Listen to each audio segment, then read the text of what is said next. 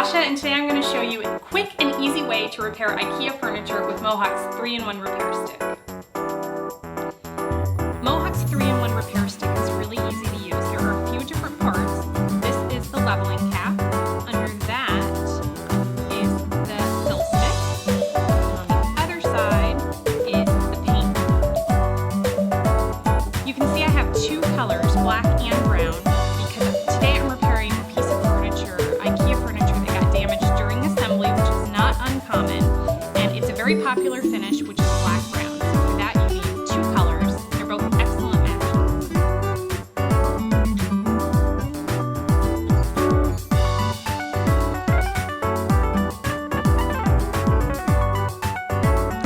To use the repair stick, you want to shake it to mix the paint.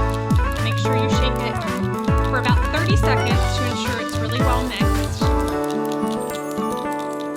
After you've shaken your paint and it's well mixed, you want to depress the tip to release any gases, and then depress the tip on a rag just to ensure that the paint flow is coming. So I am working on this scratch, which occurred during assembly, not uncommon, and this is on a black-brown piece of IKEA furniture. So there is some depth to this imperfection. So the first thing I'm going to do is use the fill stick.